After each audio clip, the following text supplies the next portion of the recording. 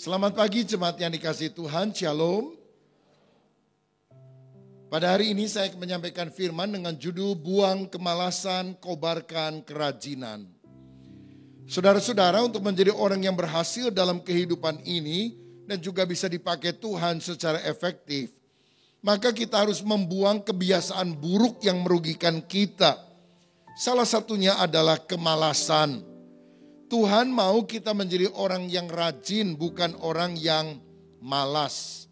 Dalam Kejadian 2 ayat yang ke-15, Tuhan menciptakan Adam dan menempatkannya di Taman Eden untuk mengusahakan dan memelihara taman itu.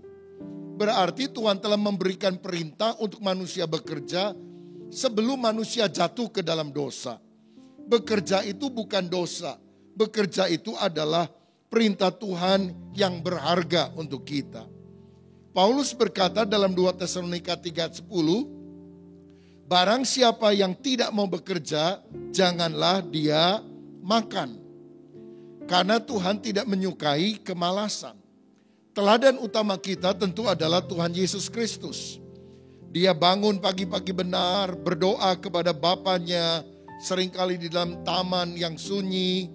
Sepanjang hari dia melayani banyak orang. Dan malam seringkali dia juga berdoa semalam suntuk.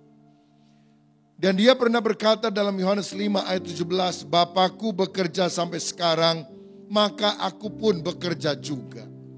Nah, kalau Bapa Sorgawi rajin bekerja, Yesus juga bekerja, maka kita tidak boleh bermalas-malasan. Saudara, dalam Matius 25, Tuhan Yesus pernah memberikan perumpamaan. Ada hamba yang mendapatkan 5 talenta dikembangkan jadi 10.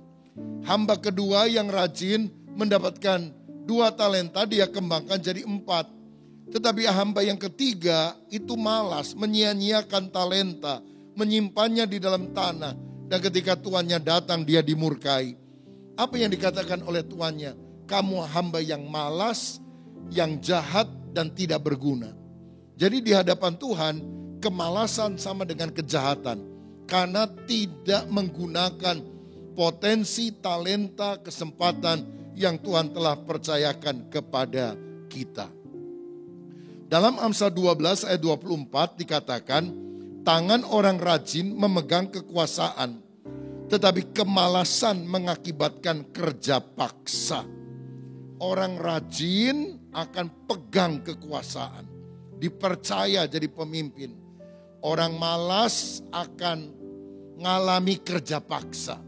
Artinya dia harus bekerja untuk orang lain. Karena dia tidak bisa menghidupi dirinya dengan baik. Mungkin 2 tahun yang lampau Mahathir Mohamad yang waktu itu masih Perdana Menteri Malaysia. Usia tua tapi luar biasa. Dia menegur orang-orang Melayu. Dalam tegurannya dia bilang jangan malas. Sehingga pemerintah Malaysia harus memberikan kebijakan proteksi terus-menerus bagi orang Melayu karena kalah bersaing kepada suku yang lain. Yang dia maksudkan adalah kalah bersaing dengan orang Chinese dan orang India yang juga banyak di Malaysia. Nah, teguran ini adalah teguran yang tentu tidak mengenakan hati orang Melayu. Tapi dia kan Perdana Menteri, saudara sekalian. Dan dia bilang, jangan minta diproteksi terus. Kenapa kamu gak bisa bersaing dengan sehat dengan orang-orang yang lain? Saudara, kemalasan menyebabkan masalah bukan hanya pada pribadi tapi bahkan pada bangsa.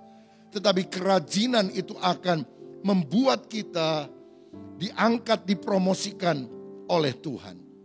Nah, saya melihat ada 4 ciri orang malas yang dicatat dalam kitab Amsal. Amsal 26 ayat 13 berkata begini. Berkatalah si pemalas, ada singa di jalan, ada singa di lorong. Yang pertama, orang pemalas itu cirinya tidak suka bekerja, sukanya cari alasan. Orang rajin sukanya cari kesempatan untuk dia bisa bekerja. Orang malas bilang ada singa di lorong, ada singa di jalan. Saya nggak berani keluar, saya nggak berani ngapa-ngapain karena ada masalah-masalah besar nanti yang akan menghadang saya. Padahal itu cuma alasan untuk dia menghindari pekerjaan. Orang malas hanya bekerja kalau disuruh. Orang malas hanya bekerja kalau diawasi. Kalau nggak diawasi, wah santai dia. Orang semacam ini selalu menganggap bekerja adalah beban berat dan dia tidak punya inisiatif. Gimana mau punya inisiatif? Disuruh baru jalan, apalagi dia menawarkan, bos gimana kalau begini.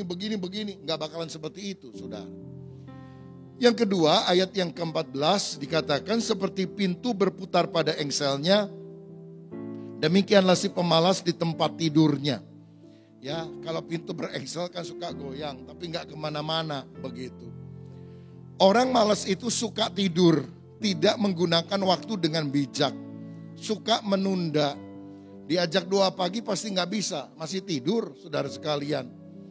Akibatnya karena dia tidak menggunakan waktu dengan bijak, dia kehilangan kesempatan yang penting dan seringkali dia mengalami kekecewaan. Karena saya percaya sukses itu adalah ketika persiapan kita bertemu dengan kesempatan dari Tuhan. Kesempatan tidak selalu datang setiap saat kita mau. Kesempatan itu kadang datang, kadang cepat perginya. Nah, berbahagialah orang yang siap sehingga ketika pintu kesempatan terbuka, dia bisa masuk kepada kesuksesan itu. Tapi orang yang malas bekerja hanya untuk menghabiskan waktu dan kalau demikian pasti hasilnya juga tidak maksimal. Tidak excellent dalam kehidupan. Ada orang kerja di kantor, misalnya pulang jam 5 sore. Kalau udah jam 3 dia sering banget liatin jam dinding. Aduh, jarumnya kok lambat bener ya. Kapan majunya ya? Karena dia pengen segera jam 5. Sampai ada istilah karyawan tenggo gitu ya. Begitu tenggo dia pergi pulang. Sehingga gak akan efektif pekerjaannya karena orientasinya ingin segera menyelesaikan waktu pekerjaan. Yang ketiga, ayat yang ke-15 dikatakan dari Amsal 26 tadi, si pemalas mencelupkan tangannya ke dalam pinggan tetapi terlalu lelah untuk mengembalikannya ke dalam mulut. Nah, ini kebangetan. Sudah mau makan, udah diambil makanannya tapi malas masukkan ke dalam mulut. Artinya apa? Seorang pemalas tidak menyelesaikan apa yang dia mulai. Sudah memulai tapi tidak pernah tuntas. Pekerjaannya selalu mangkrak. Kalau ada mahasiswa yang mengerjakan skripsi bab 1, bab 2 lalu engkau berhenti, engkau masuk kategori pemalas. Karena si pemalas itu memulai sesuatu tapi tidak pernah menyelesaikannya. Orang yang rajin akan menuntaskan apa yang dia mulai. Jangan angan-angan kita terlalu tinggi, terlalu muluk, tapi tidak bisa menuntaskan semuanya dengan baik. Dan yang keempat, ciri di ayat yang ke-16, si pemalas menganggap dirinya lebih bijak daripada 7 orang yang menjawab dengan bijaksana. Orang yang malas itu tidak mau belajar, karena dia merasa dirinya sudah baik, sudah benar, orang lain saja yang salah, sukanya mengkritik orang lain. Oh, saya udah tahu kok, oh sudah bisa kok, udah gak usah diajarin. Dan itu sebabnya tidak ada kesempatan lagi untuk dia maju. Dalam hidup ini jangan pernah kita selalu berpikir, oh kita udah hebat kok, udah tahu. Selalu siapkan ruang untuk kita belajar. Bahkan belajar pada orang yang tampaknya lebih miskin, lebih sederhana daripada kita. Saya masih bisa belajar dari tukang penambal ban di pinggir jalan. Setidaknya dia lebih ahli menambal ban daripada saya. Jadi setiap orang itu pasti punya kelebihannya masing-masing. Saya ingat ada seorang dari Jepang bernama Jigoro Kano. Dia adalah seorang yang mengembangkan bela diri judo. Dia yang pertama membuat olahraga bela diri judo ini. Dan biasanya yang pemula kan pakai sabuk putih. Terus naik, tingkatan sabuknya berbeda, yang paling tinggi hitam, saudara sekalian. Tapi Jigoro Kano ketika dia meninggal, dia berpesan sebelumnya. Kalau saya mati jangan kenakan sabuk hitam, kenakan sabuk putih. Karena saya ingin semua orang tahu, saya ini baru pemula. Padahal dia yang bikin loh, olahraga judo, dia paling jago. Dia bilang saya pemula, saya masih harus belajar. Dalam hati kita selalu harus ada keinginan untuk tetap maju. Itulah cirinya orang yang rajin, bukan orang yang malas. Nah tadi Rasul Paulus berkata barang siapa tidak bekerja janganlah dia makan. Kenapa dia bilang begitu keras? ayat 11 sampai 13 dari 2 Tesalonika 3 memberikan alasannya. Dikatakan, kami katakan ini karena kami dengar bahwa ada orang yang tidak tertib hidupnya dan tidak bekerja, melainkan sibuk dengan hal yang tidak berguna. Orang-orang yang demikian kami peringati dan nasihati dalam Tuhan Yesus Kristus, supaya mereka tetap tenang melakukan pekerjaannya, dan dengan demikian makan makanannya sendiri. Dan kamu saudara-saudara janganlah jemu berbuat apa yang baik. Kenapa Paulus bilang yang gak kerja jangan makan? Karena Tuhan mau kita jadi orang rajin. Lu kalau malas jangan makan deh. Kalau kamu rajin, kamu akan mendapatkan hasil dari kerajinanmu. Tuhan juga mau kita jadi orang mandiri. Dikatakan supaya kita bisa makan makanannya sendiri.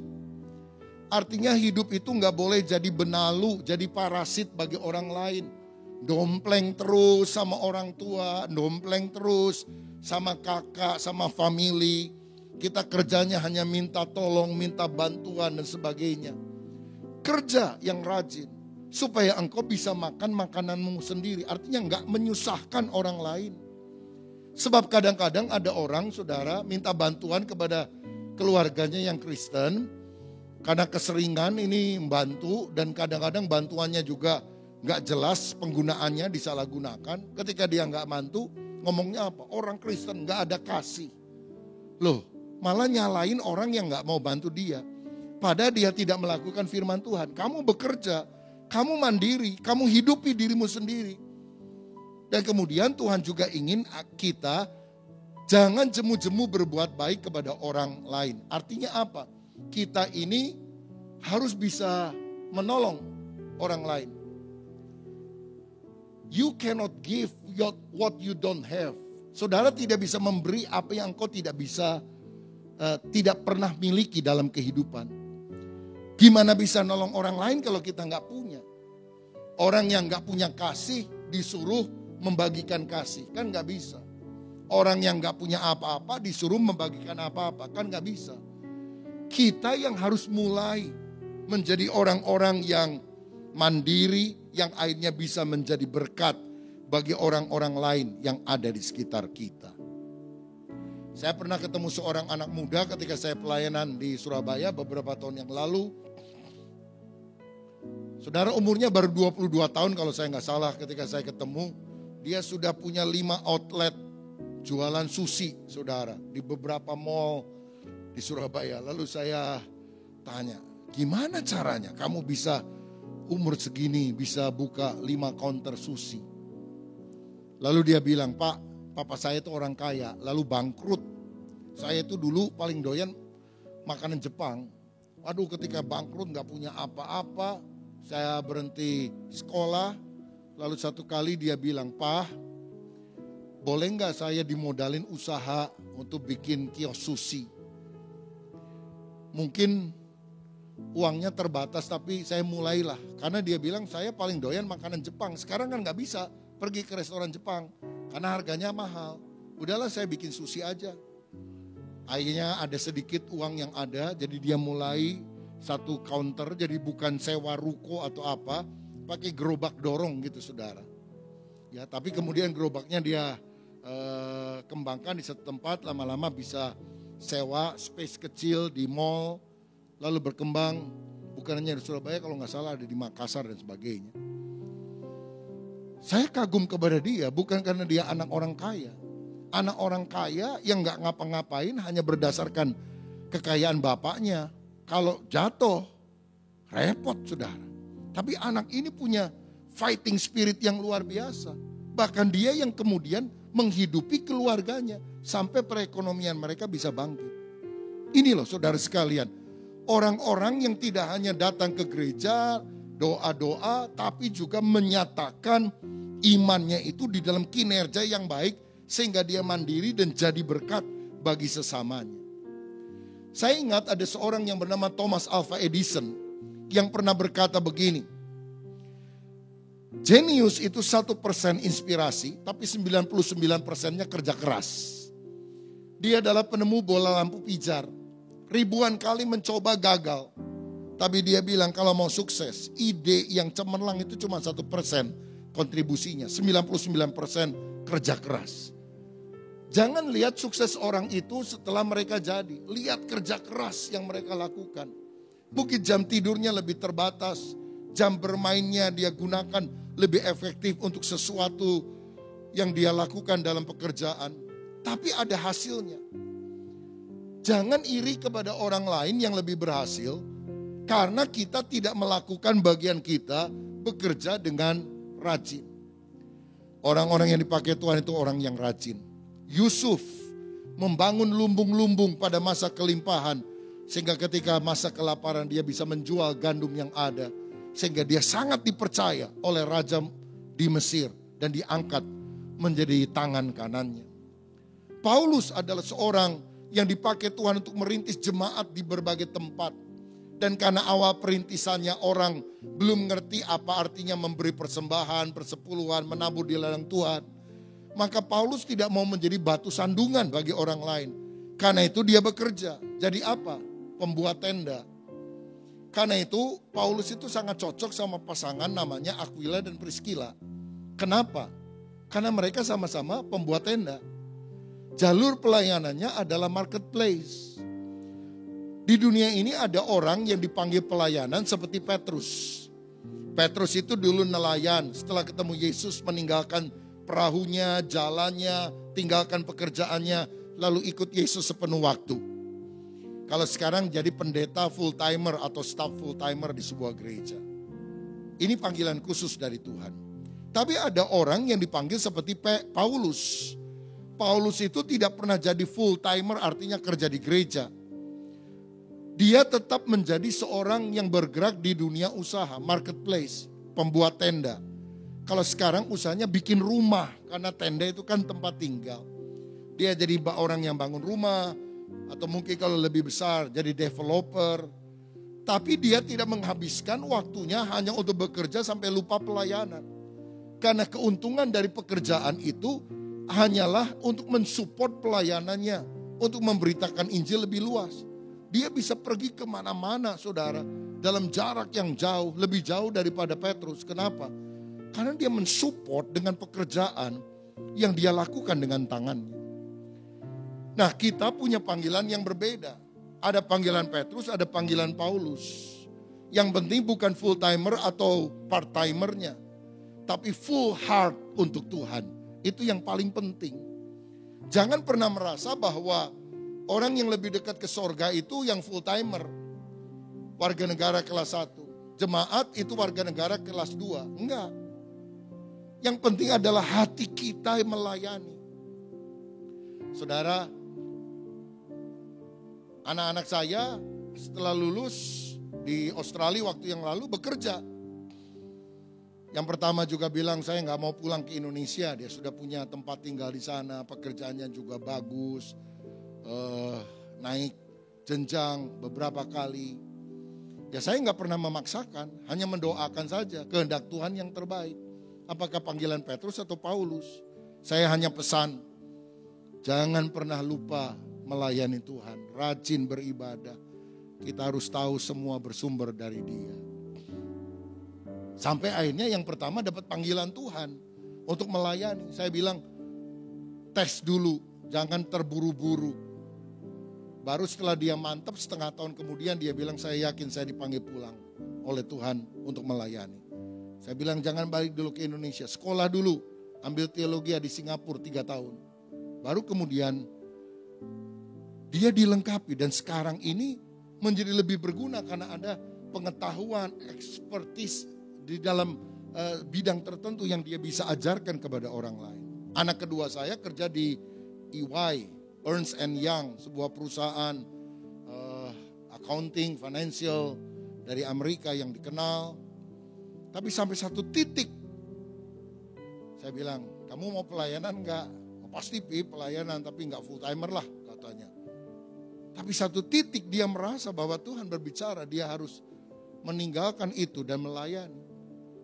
Dan saya bilang ini hidup kamu pikirkan, kamu doakan.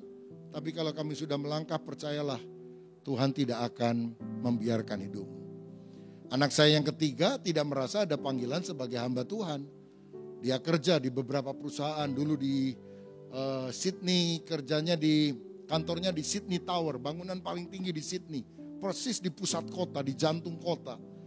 Dia bilang gak mungkin bisa keterima di sana, gak mungkin. Waktu dia melamar ada 200 orang pelamar, saudara sekalian. Dan ketika lamaran itu harus dibagi dalam kelompok-kelompok, diwawancara, satu kelompok 20 orang. Anak saya yang terakhir, Joy namanya, begitu tahu hal tersebut dan pertanyaannya ini, sebut siapa namamu, dulu kamu kerja di mana, apa keahlianmu di dalam pekerjaan dulu. Hanya itu pertanyaannya. Waduh, dia stres. Karena dia baru lulus, gak pernah punya pengalaman kerja, saudara sekalian. Dan setelah dia bagiannya, hai nama saya Joy, saya baru lulus, saya belum punya pengalaman kerja, jadi saya belum bisa ceritakan lebih jauh. Lalu dia duduk. Waktu dia keluar dari ruangan wawancara, dia telepon saya, dia nangis saudara. Dia bilang, malu banget, pasti gak akan keterima, pasti gak akan keterima. Karena 200-an semua punya pengalaman, ada yang 3 tahun, 5 tahun, 10 tahun. Dia gak punya pengalaman. Saya bilang lewat telepon, Joy berdoa. Kalau Tuhan menghendaki gak ada yang mustahil. Ya, kalau kamu punya pengalaman, biasa itu kemampuanmu, doa sama Tuhan. Tuhan bisa mengabulkan, memberi yang terbaik. Dia jawabnya apa? Papi pendeta jawabnya gitu. Gak mungkin lah keterima. Berapa hari kemudian ditelepon lagi sama pimpinan di bagian perusahaan itu. Di wawancara kedua yang akhirnya masuk. Dan ketika dia masuk ruangan, itu orang yang ngetes bilang, "Hi, I remember you." Aku ingat sama kamu. Karena 200 orang semua punya pengalaman kerja. Yang gak punya pengalaman kerja cuma 1 orang. Jadi lebih gampang ingat yang 1 orang yang gak punya pengalaman kerja daripada 199 lain yang punya pengalaman kerja. God is great.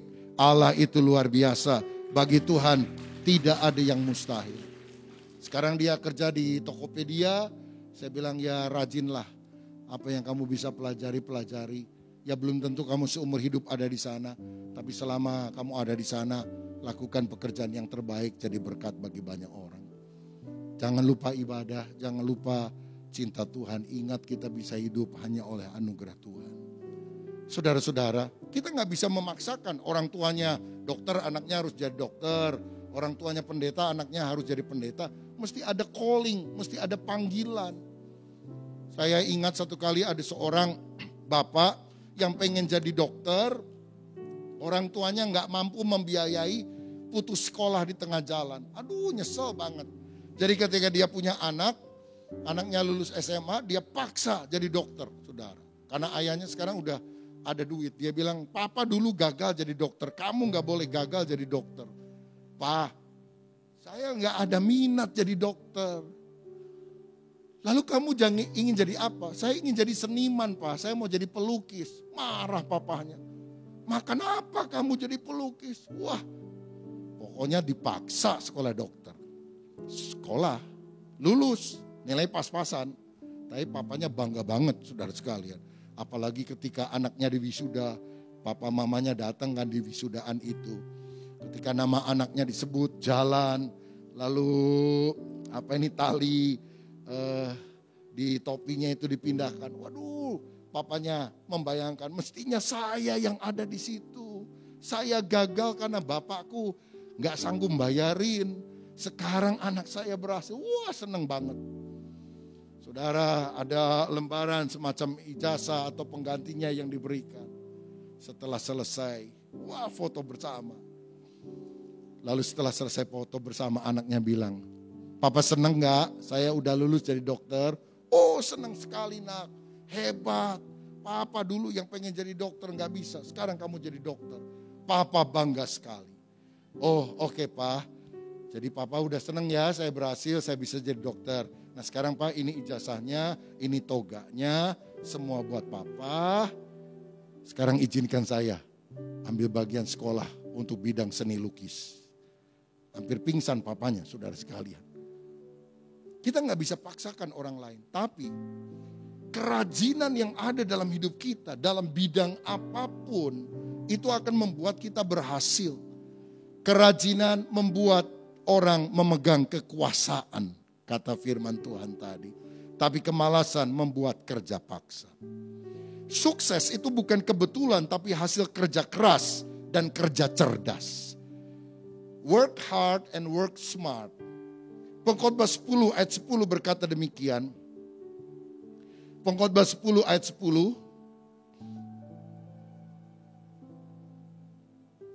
Jika besi menjadi tumpul dan tidak diasah, maka orang harus memperbesar tenaga, tetapi yang terpenting untuk berhasil adalah hikmat. Kalau saudara menebang sebuah pohon pakai kapak yang tumpul, tenaga besar harus dikeluarkan, hasilnya nggak efektif. Tapi kalau engkau rajin mengasah kapakmu, tenaga yang kau gunakan akan membuat pohon itu lebih cepat tumbang. Karena itu dalam kehidupan bukan hanya kerja keras, kerja cerdas. Asah pikiranmu, asah pengalamanmu. Jumpailah orang yang lebih berhasil di bidangnya, yang lebih hebat dari saudara, yang bisa lebih sukses, berlari lebih cepat, melompat lebih tinggi. Kenapa dia bisa lebih berhasil? Dengan rendah hati tanya, apa resepnya, apa rahasianya, dan belajar. Sehingga hidupnya menjadi inspirasi untuk kita. Saudara, ayo gunakan waktu hidup kita, apalagi saudara yang masih muda. Hidup sukses atau tidak sangat ditentukan oleh kerajinanmu, kerja keras dan kerja cerdas. Seorang pemuda datang kepada pendeta dan bilang, Pak Pendeta, boleh nggak saya minta doa supaya saya dapat kerjaan bagus? Oke? Kamu udah melamar ke perusahaan apa saja, kata pendeta. Oh, perlu melamar Pak Pendeta ya? Nggak cukup Pak Pendeta tumbang tangan kepada saya. Loh ya melamar dong, tumbang tangan. Tapi usaha kamu apa? Oh, ya Pak, nanti saya melamar. Satu perusahaan cukup Pak. Loh jangan 1, 10, 15 kalau perlu. Oh, bikin surat lamarannya gimana Pak Pendeta? Loh tanya sama Google, masa tanya sama pendeta yang begitu? Atau temenmu tuh yang sudah pernah kerja? Oh iya Pak, nanti saya cari. Ngomong-ngomong kata pendeta, kamu sudah punya pengalaman apa? Keahlian apa? Komputer bisa? Belum terlalu ahli Pak. Bahasa Inggris? Nggak bisa Pak. Mandarin? Apalagi. Jadi bisanya bahasa apa? Bahasa roh Pak. Loh saudara, bahasa roh itu penting untuk membangun iman. Tapi untuk kerjaan ya bukan bahasa roh lah. Bahkan kalau saudara orang Kristen dan kau temukan karyawan yang model gitu, saya pendeta bilang jangan terima itu orang. Karena dalam kehidupan Alkitab itu bukan hanya soal nyembah, bahasa roh. Tapi kerajinan, tanggung jawab, kerja keras, kinerja yang baik itu Kristiani sekali.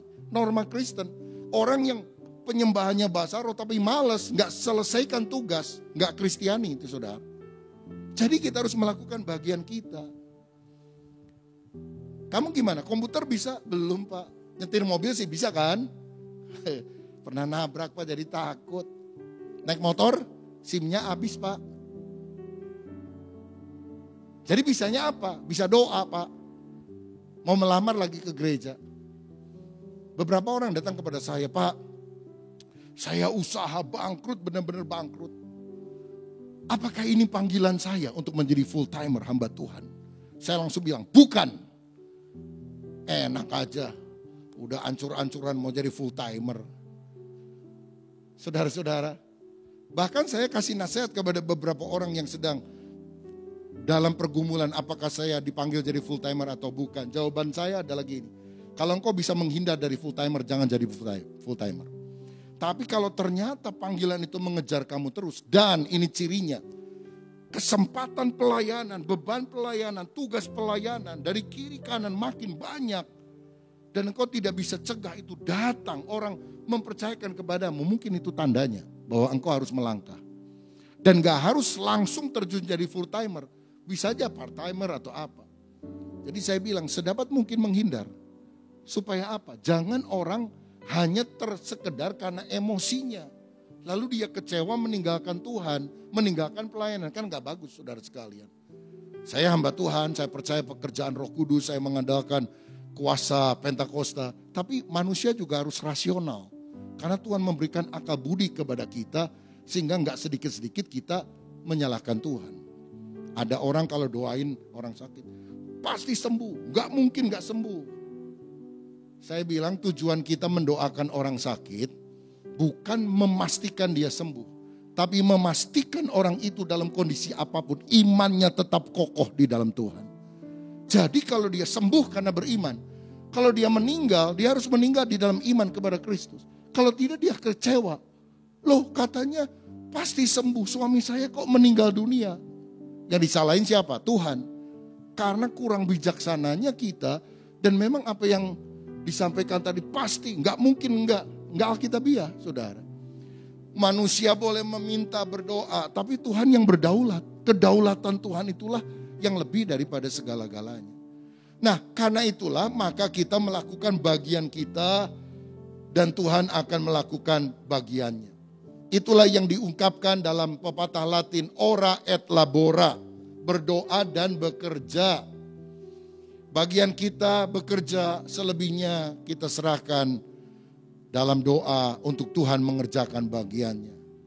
Agustinus berkata, berdoalah seakan-akan segalanya bergantung kepada Allah dan bekerjalah seakan-akan segalanya bergantung kepada Anda. Ishak adalah orang yang menabur pada masa sulit, pada masa kelaparan. Dan dia mendapatkan untung 100 kali lipat ganda karena dia diberkati oleh Tuhan. Sehingga dia menjadi kaya, kian lama kian kaya, sehingga dia menjadi sangat kaya. Saudara, pada masa sulit orang yang rajin menabur terus, dia akan menuai. Petani yang berhenti menabur akan berhenti menuai. Sekali lagi, petani yang berhenti menabur akan berhenti menuai. Tapi kalau engkau tetap menabur bahkan pada masa pandemi, pada masa sulit, percayalah apa yang engkau tabur itu pasti akan engkau tuai pada waktunya. Lakukan bagian kita. Tuhan akan melakukan bagiannya. Ada seorang bapak yang menjelang meninggal, dia ngomong gini kepada 2 orang anaknya, si sulung dan si bungsu. Nak, pesan papa, pertama, jangan suka nagih hutang dari orang lain. Yang kedua, kalau kamu kerja, jangan langsung terkena sinar panas matahari. Baik pak, papanya meninggal. Beberapa tahun kemudian, mamanya yang tinggal di kota yang berbeda dari kedua anaknya, mengunjungi anak sulung. Dia lihat anak sulungnya itu miskin. Loh, kenapa kamu miskin gini nak? Karena pesan papa. Loh, papa pesan apa? Pertama papa pesan jangan suka nagih hutang dari orang lain. Karena itu modal saya habis. Karena kalau ada orang yang minjem dari saya nggak pernah ditagih utangnya. Yang kedua, papa pesen jangan kena sinar matahari langsung. Saya kan cuma punya motor kalau kerja. Maka kalau saya pergi kerja, matahari sudah terbit. Pulang kerja, matahari belum terbenam. Karena itu saya harus selalu naik taksi. Perginya, pulangnya, biayanya kan lebih mahal. Jadi gaji habis di ongkos. Miskinlah saya. Karena pesan papa. Berapa hari kemudian mamanya mengunjungi anak yang kedua, yang bungsu. Maju usahanya. Dia tanya, nak kenapa? Apa rahasianya kamu bisa maju? Karena pesan papa. Loh, papa pesan apa sama kamu? Pertama, jangan suka nagih hutang orang. Maka saya gak pernah kasih utang sama orang. Karena itu saya gak pernah nagih. Lah dia gak pernah utang. Kalau ada orang susah, kekurangan, saya gak kasih utang. Saya kasih sedekah. Sehingga modal saya jadi berkah. Lalu papa juga bilang, jangan kena sinar matahari langsung. Saya kan cuma punya motor waktu mulai merintis usahalah bikin toko kecil. Maka saya pergi naik motor sebelum matahari muncul. Dan saya tutup toko saya setelah matahari tenggelam. Jadi saya gak pernah ketemu sinar matahari di jalan. Dan orang akhirnya tahu, toko saya adalah toko yang paling awal buka dan paling akhir tutup. Karena itu saya maju. Jadi terima kasih mama untuk pesan papa kepada saya. Pesannya sama, tapi hasilnya berbeda. Paradigma, cara pandang membedakan kedua hal tersebut. Jadi saudara sekalian, saudara boleh pilih mau hidup malas-malasan atau mau hidup rajin. Pilihan ada di tangan Anda. Menurut hemat saya, seorang Kristen harus mencapai karir yang terbaik dalam hidupnya. Melesat terus, dipakai Tuhan terus. Sehingga kita bisa menjadi orang yang kalau bisa nomor 1 di bidangnya, di tempatnya, di bagiannya. Bukan untuk kehebatan kita, tapi untuk kemuliaan nama Tuhan. Tergantung kita malas atau rajin. Tangan yang malas akan menyebabkan kerja paksa. Tangan yang rajin akan memegang kekuasaan. Bagian terakhir, saya juga mau mendorong saudara bukan hanya rajin untuk perkara-perkara pekerjaan, sekuler, jasmania. Tapi kita juga harus rajin, tidak boleh malas secara rohani. Karena pada masa pandemi ini, saya perhatikan banyak orang kendor rohaninya. Jadi malas doa, malas baca firman, malas beribadah, malas pelayanan. Dulu rajin pelayanan, sekarang setelah jarang datang onsite, enggak pelayanan. Oh, saya kebaktian di rumah kok. Saya mau tanya, siapa yang hatinya lebih berkobar-kobar ketika engkau tidak pernah onsite, hanya ibadah online, dan engkau makin cinta Tuhan? Ada enggak orang seperti itu? Mungkin ada beberapa. Tapi banyak orang mengaku, para pelayan Tuhan, iya Pak, saya udah lama enggak ke gereja, aduh sekarang mau pelayanan aja udah males. Kebaktian aja udah males, udah tinggal nonton di HP kok. Beda saudara, beda. Karena pada waktu kita ibadah bersama-sama, atmosfer kehadiran Tuhan, sikap kita datang, harus pakai pakaian rapi, itu beda loh hasilnya. Daripada di rumah pakai celana pendek, kaos, ya sambil makan, lihat HP kan kecil lagi saudara sekalian. Apalagi kalau HP saudara lihat di YouTube-nya, mungkin yang belum premium gitu, yang kadang-kadang suka diseling iklan gitu. Ya, tiba-tiba lagi haleluya, muncul si tukul, Shopee katanya. Kan repot saudara sekalian. Nah jadi ketika kita mulai bisa beribadah onsite, datanglah. Saya bersyukur ibadah pagi tadi juga penuh sampai ke atas, ibadah kedua juga penuh sampai ke atas. Kita bersyukur karena mulai minggu lalu ya kita mulai ibadah yang ke sore, yang ketiga. Dan saya dengar juga, saya prediksi cuma sekian, ternyata yang hadir 2 kali lipat lebih banyak pada hujan minggu lalu itu. Saya percaya ini waktunya kita bangkit. Saya memanggil saudara yang biasa ibadah online, kalau ada kesempatan datang, jangan takut. Aduh sieun saya mah, ke toko gak takut, makan bareng orang gak takut, sasapedahan berani. Padahal yang kena COVID itu kadang-kadang sambil sepeda, terus makan bareng-bareng, buka masker, kena ketularan. Di gereja mah ditutup semua maskernya, mau ketularan gimana saudara sekalian. Apalagi di dalam doa. Lalu saudara takut ke gereja, wah. Ada spirit yang lain, roh ketakutan, roh kemalasan. Kita harus patahkan dalam nama Tuhan Yesus. Berhenti jadi generasi rebahan. Ini waktunya kita menjadi generasi yang bangkit untuk melayani Tuhan, berkobar-kobar untuk kemuliaan Allah. Berikan tepuk tangan untuk Tuhan Yesus Kristus. Alkitab berkata, berbahagialah hamba yang didapati tuannya melakukan tugasnya ketika tuannya datang. Saya tidak mau ditemukan sebagai hamba yang bermalas-malasan ketika Tuhan datang. Saya ingin tetap ditemukan rajin melakukan bagian di ladang Tuhan. Karena Tuhan di atas segala Tuhan adalah Yesus yang akan datang. Waktu pertama kali COVID terjadi, gereja tutup saudara-saudara. Orang bingung apa yang harus dilakukan. Waduh, gereja tutup, gimana bisa menyapa jemaat dan sebagainya. Saya bilang dalam doa pagi bersama dengan keluarga.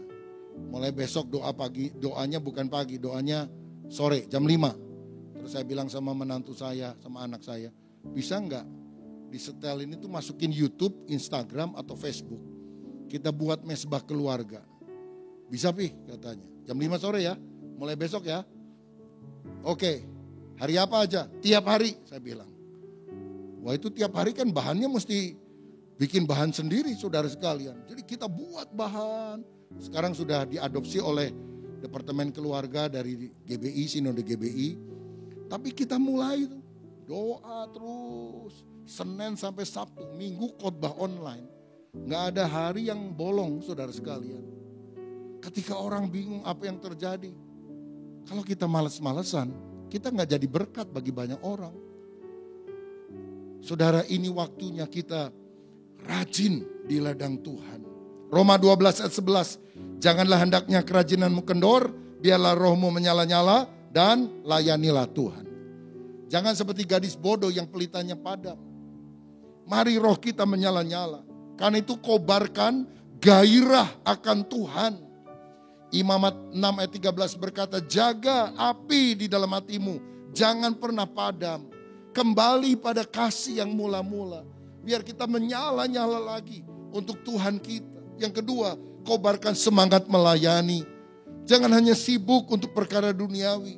Kerja udah rajin, olahraga udah rajin. Kenapa kita tidak mau bekerja untuk Tuhan, melayani? Ini kesempatan untuk kita melakukan pelayanan. Orang yang rajin melayani akan melakukan karya besar untuk kemuliaan Tuhan. George Muller adalah seorang yang ada di Inggris. Ketika dia melihat anak-anak yatim piatu terlantar, dia ngomong sama istrinya, gimana kita sewa rumah untuk menampung anak-anak yatim piatu. Dengan uang yang ada mereka menyewa rumah, menampung 43 orang anak yang terlantar karena sudah tidak punya orang tua. Teman-teman dari George Muller kemudian melihat upaya yang dia lakukan walaupun terbatas.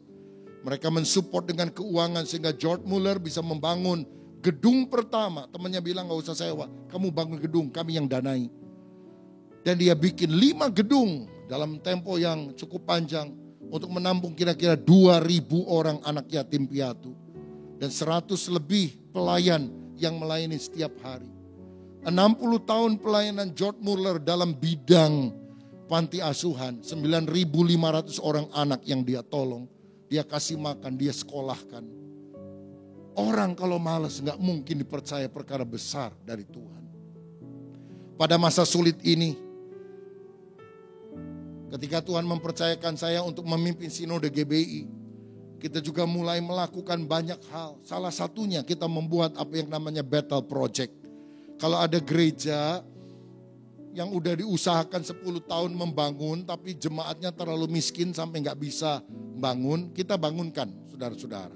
Ada satu gereja, lihat gambar itu ya, bangunan lama sudah kelihatan cukup bagus, tapi karena bukan ahlinya, bukan insinyur, itu walaupun kelihatannya dari batu batako begitu ya, miring. Dan orang takut kebaktian di dalam, takut roboh. Ya namanya orang kampung, saudara sekalian. Akhirnya kita bilang udah dirobohin aja lah, udah gak usah dipakai. Kita bangunkan saudara. Ini baru peresmian 2 minggu yang lalu. Dari PMB.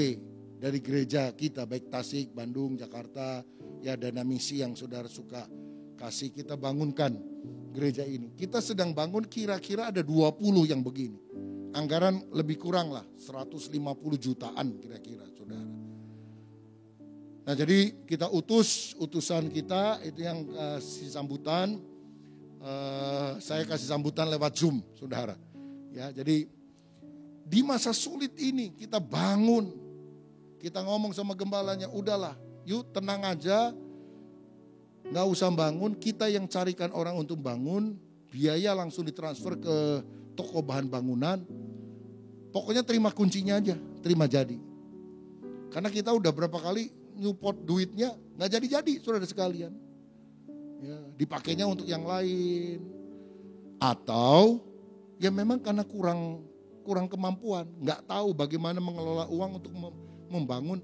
Kebetulan kita ada dari Jakarta tim gembala yang insinyur, arsitek dan sebagainya. Saya bilang, Pak, bikin model yang sama untuk semua daerah, kira-kira biaya sama, ukuran 7x14 atau 7x13.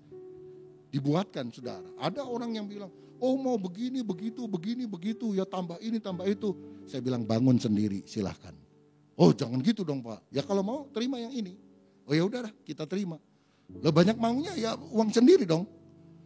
Ya akhirnya mereka mau. Jadi kita bangunkan bisa lebih cepat. 3 bulan selesai, 4 bulan selesai. Kalau bisa kita kebut lagi saudara sekalian. Dan beberapa pendeta waktu terima ini nangis. Saya nggak pernah duga. Saya udah 10 tahun lebih pelayanan. Saya udah mau mundur 2 tahun yang lalu dari pelayanan. Berat banget. Waktu saya nangis mau mundur. Lalu saya ngomel, Tuhan kenapa saya lihat ada gereja lain bisa bikin gedung. Kami ini dari bilik gak bisa bangun apa-apa. Tuhan seperti ngomong, bangunan bagus, bangunan tidak bagus, itu semua rumahku. Yang penting kamu setia melayani jemaat yang kupercayakan. Aku kasih kepadamu pada waktunya. Itu sebabnya dia gak jadi mundur pelayanan. Aktif lagi pelayanan. Dan dia ngomong, jemaat rajin ya. Jemaatnya paling 10 orang saudara sekalian. Rajin ya. Tuhan ngomong, janji nanti kita dapat gedung. Tuhan yang bangunin. Sampai dia juga bingung-bingung. Saudara gimana caranya? Tiba-tiba kita datang menawarkan. Dan dia bilang saya nggak duga. Ini masa pandemi. Kok kami seperti mimpi dapat mujizat. Ini yang Tuhan ngomong 2 tahun yang lalu. Saudara, jerih payah kita di dalam Tuhan tidak sia-sia. Hidup ini tidak boleh hanya bagi diri sendiri. Harta banyak gak dibawa mati. Apa yang kau miliki akan kau tinggal di ladang di kuburan. Tapi apa yang kau tabur di ladang Tuhan itu kekal nilainya sampai selama-lamanya. Kita juga masih sedang mendoakan, menggumuli satu proyek The Journey di Sumarekon Bandung. Ada tanah 2 hektar yang kita sudah beli. Miliaran yang setiap bulan kita harus keluarkan untuk mencicil dan kemudian untuk membangun supaya ada bukan hanya gereja tapi museum Alkitab modern di mana generasi muda bisa mengenal Alkitab dari perjanjian lama sampai perjanjian baru dan mereka membuka hatinya bagi Yesus. Ini biaya yang costly, yang mahal, tapi saya percaya bahwa satu jiwa di hadapan Tuhan lebih berharga dari seluruh harta dunia. Saudara, kita harus melakukan bagian kita dan izinkan Tuhan melakukan bagiannya. Rajinlah bekerja, rajinlah melayani, rajinlah dalam segala hal karena Tuhan mencintai orang-orang yang rajin dan akan mengangkat saudara tinggi. Tuhan Yesus memberkati kita semuanya. Amin. Berikan kemuliaan untuk Tuhan kita.